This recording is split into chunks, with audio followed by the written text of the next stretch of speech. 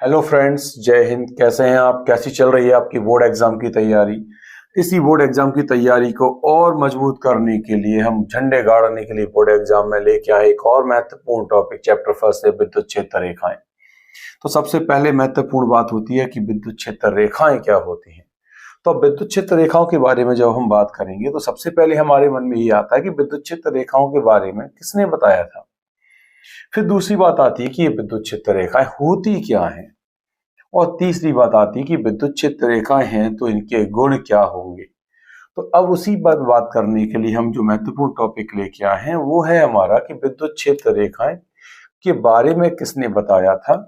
तो हम ये कह सकते हैं कि सबसे पहले विद्युत क्षेत्र रेखाओं की जो परिकल्पना की थी, जो बताया था, वो माइकल फैराडे ने बताया था। और माइकल फैराडे का कहना यह था कि यदि हम किसी एकांक धनावेश को किसी विद्युत क्षेत्र में रखते हैं तो उस एकांक धनावेश जिस पथ से गमन करता है तो वही पथ उसका विद्युत क्षेत्र रेखा कहलाता है।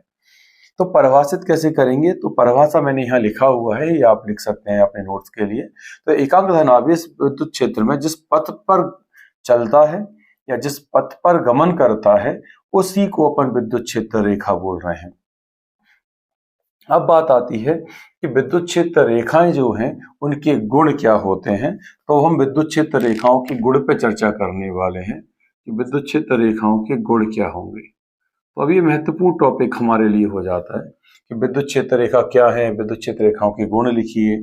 तो पहला पॉइंट हम ये कह सकते हैं कि विद्युत क्षेत्र रेखाएं सदैव धन आवेश से प्रारंभ होंगी और ऋण आवेश तक जाएंगी। तो इसका मतलब ऋण से धन तक नहीं आएंगी। तो इसका मतलब हम ये कह सकते हैं यहां से जग गई और यहां समाप्त हो गई। इसका मतलब ये खुला वक्र बना रही है, बंद वक्र नहीं बना रही। तो पहला पॉइंट हम यहां से ये कह सकते हैं कि विद्युत क्षेत्र रेखाएं धन आवेश से प्रारंभ होती हैं और ऋण आवेश पर समाप्त हो जाती हैं। दूसरा हमारा ये है कि अगर हम बोले कि हमारी एक स्थिति आती है कि अगर हमारा आवेश एकल है, तो एकल आवेश की स्थिति का मतलब या तो हमारे पास धन आवेश है या फिर हम ये कहें हमारे पास ऋण आवेश है। तो इस पॉइंट को आप लिखते भी जाएंगे तो साथ में आपके नोट्स बन जाएंगे। तो ये पॉइंट है क्या हमारा, एकल आवेश की स्थिति की बात कर रहे हैं तो आप धनावेश के लिए अलग लिख सकते हैं, ऋणावेश के लिए अलग लिख सकते हैं, या फिर आप दोनों को कंबाइन करके भी लिख सकते हैं। तो ये वाली स्थिति हमारी बनेगी कि अगर हमारा धनावेश है, एकल धनावेश, तो विद्युत क्षेत्र रेखाएं अनंत की ओर जाती हुई प्रतीत होंगी। और अगर एकल ऋणावेश है तो विद्युत क्षेत्र रेखाएं अनंत से इसकी ओर आती हुई प्रतीत होंगी। तो ये वाला पॉइंट हमारा बहुत महत्वपूर्ण पॉइंट है, ऐसा कई बार पूछ लिया जाता है एमसीक्यू क्वेश्चन में। तो आपको लिखना भी यही है क्या एकांक धनावेश की स्थिति में विद्युत क्षेत्र रेखाएं अनंत की ओर जाती हुई प्रतीत होती हैं और एकांक ऋणावेश की स्थिति में विद्युत क्षेत्र रेखाएं अनंत से आती हुई प्रतीत होती हैं।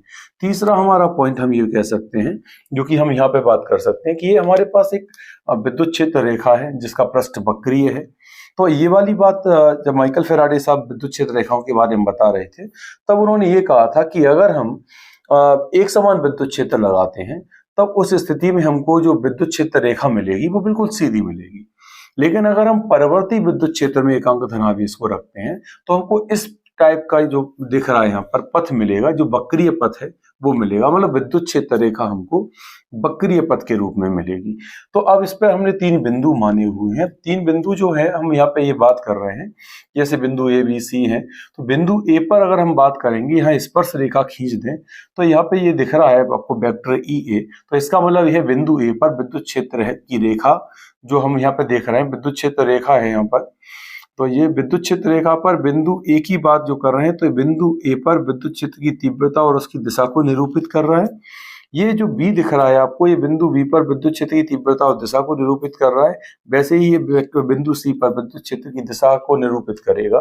तो अगर हम ये कहें कि अगर आप विद्युत क्षेत्र की दिशा को ज्ञात करना चाहते हैं तो आप ये कह सकते हैं कि विद्युत क्षेत्र रेखा के किसी बिंदु पर खींची गई स्पर्श रेखा उस बिंदु पर विद्युत क्षेत्र की दिशा को प्रदर्शित करती है। तो ये हमारा थर्ड पॉइंट हो जाएगा। तो आप यहाँ पे थर्ड पॉइंट यहाँ से मान सकते हैं, ये हमारा थर्ड पॉइंट है कि किस विद्युत क्षेत्र रेखा की दिशा के बारे में अगर हम बात करेंगे तो विद्युत क्षेत्र रेखा की दिशा के लिए हम कह सकते हैं कि विद्युत क्षेत्र के किसी भी बिंदु पर विद्युत क्षेत्र रेखा के किसी भी बिंदु पर खींची गई स्पर्श रेखा उस बिंदु पर विद्युत क्षेत्र की दिशा को निरूपित करती है या प्रदर्शित करती है।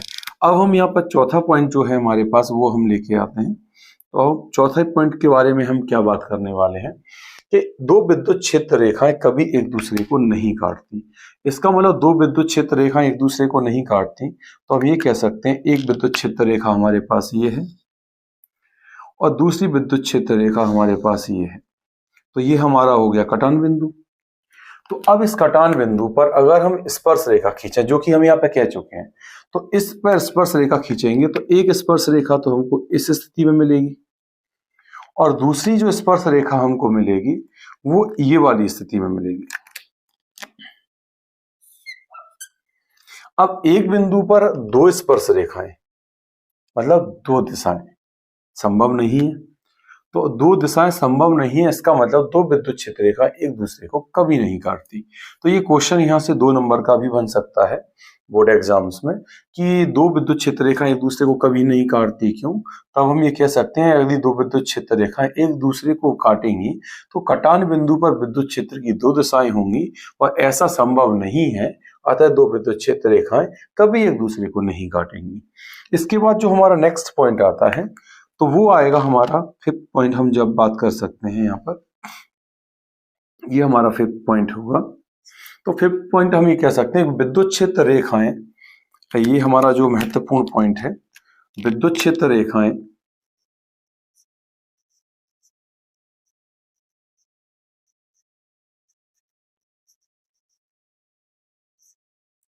चालक पृष्ठ के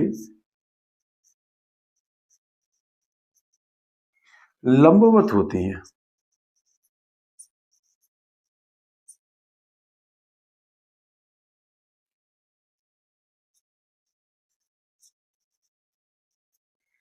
तो चालक पृष्ठ के लंबवत होती हैं, इसका मतलब अगर किसी भी पृष्ठ से विद्युत क्षेत्र रेखाएं जो होंगी वो बिल्कुल एकदम लंबवत निकलेंगी।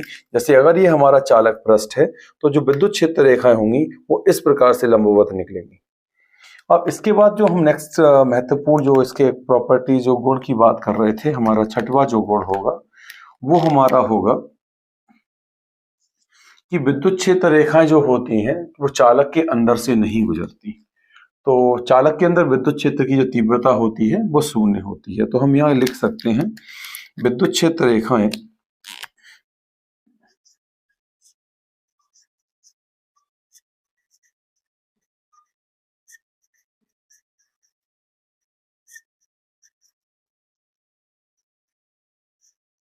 चालक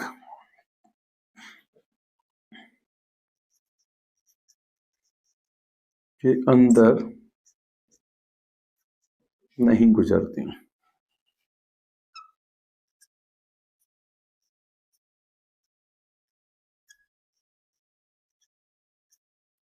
तो हम कह सकते हैं कि चालक के अंदर विद्युत क्षेत्र की तीव्रता क्या होगी, शून्य होगी।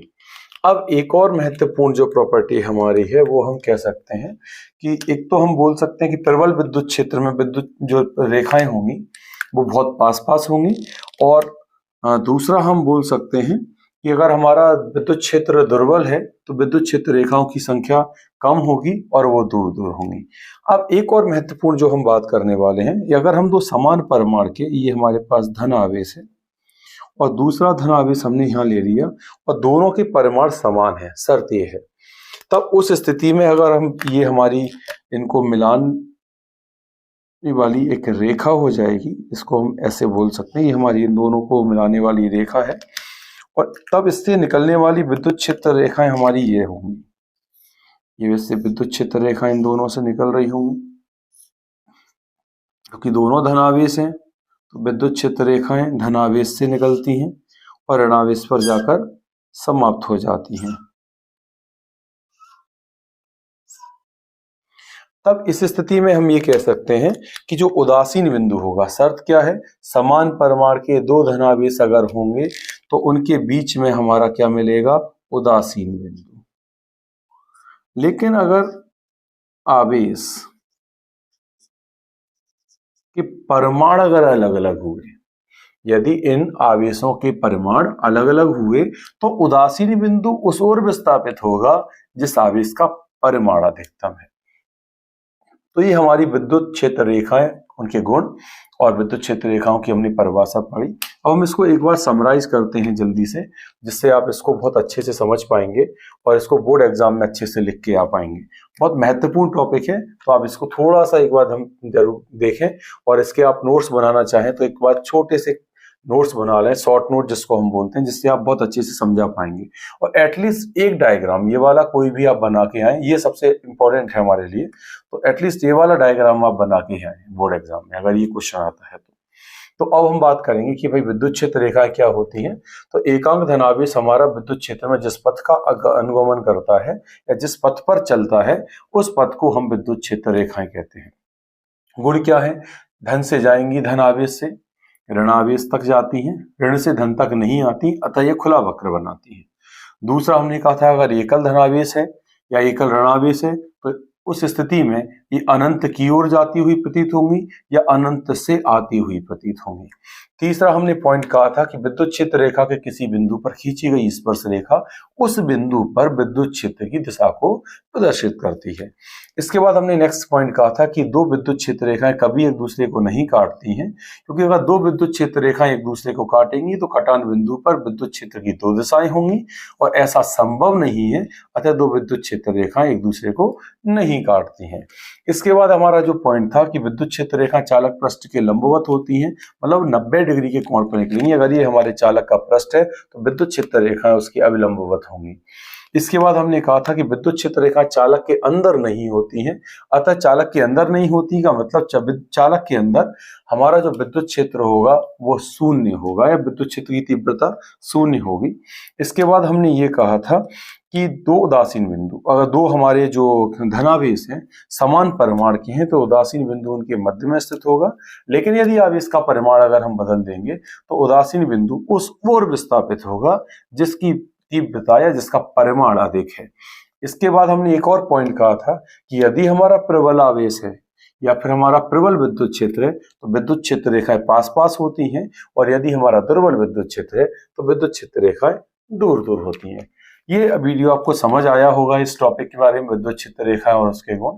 ऐसे ही टॉपिक के लिए आप चैनल को सब्सक्राइब कर लीजिए, बेल आइकन को दबाइए, और हम बहुत जल्दी आपके नए टॉपिक के साथ नई रिवीजन श्रृंखला को लेके आएंगे और आपके बोर्ड एग्जाम की तैयारी को दुरुस्त करेंगे, जिससे आप बोर्ड एग्जाम में अधिकतम मार्क्स प्राप्त कर पाएं।